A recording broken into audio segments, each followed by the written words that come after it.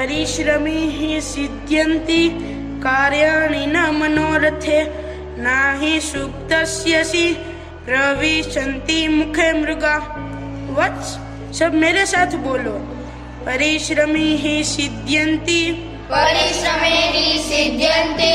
कार्याणि न मनोरथे नाहि सुप्तस्यसि प्रविशन्ति मुखे मृगा।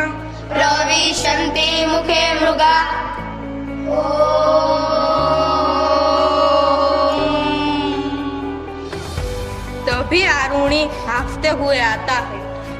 गुरुजी, अनर्थ हो गया गुरुजी। क्या हुआ आरुणि? तुम इतने घबराए हुए क्यों हो? बोलो वत्स, क्या हुआ? जब मैं पुष्प वाटिका में पुष्प तोड़ने के लिए जा रहा था तब मुझे कहीं से जल बहने की आवाज आई। फिर उसके आगे जो धान का खेत है उसमें बीज को बोया गया है, उसे सींचने के लिए पानी भरा गया है। वह क्या आरुणि? बोलो। वह पानी बहाव तोड़कर बाहर आ रहा है। क्या? हमें जल के प्रवाह को तो रोकना ही होगा, अन्यथा आश्रम के वासियों को भारी संकट का सामना करना पड़ेगा। जी गुरुजी, अभी तो मैंने उसके ऊपर पत्थरों का बांध लगा दिया है, पर वो ज्यादा देर तक नहीं टिक सकता है। हमें कहीं से भी जल के प्रवाह को तो रोकना ही होगा। तब तक आरुणि, तुम जाकर जल के प्रवाह को रोको। जो आज्ञा गुरुदेव। जल के प्रवाह को तो रोकना ही होगा। आरुणि धान के खेत पर पहुंचता है और देखता है कि उसने बनाया बांध टूट गया है। उसे समझ नहीं आ रहा था कि क्या करे।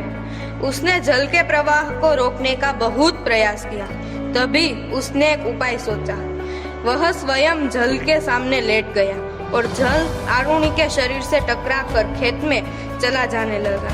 आरुणि को बहुत ठंड लग रही थी। उसका पूरा शरीर सून पड़ गया था। वह गुरुजी के आने का इंतजार करने लगा। गुरुजी पूरी रात वहां न आए। अगली सुबह। प्रणाम गुरुजी।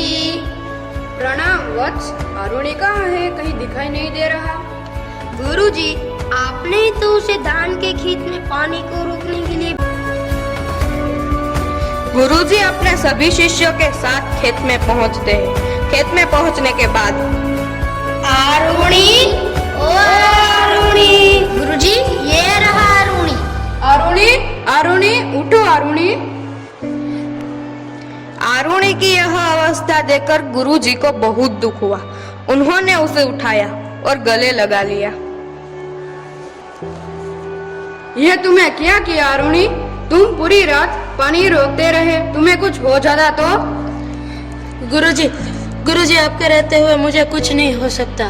मैं तो केवल आपकी आज्ञा का पालन कर रहा था।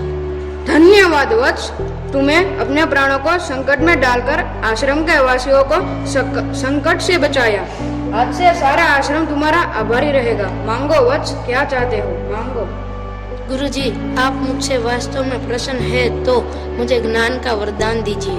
ठीक है वारिस, मैं तुम्हें आशीर्वाद देता हूँ कि आज से तुम परम ज्ञानी बनो, सारे लोक में तुम्हारी कीर्ति फैले। धन्य हो आरुणि, धन्य हो।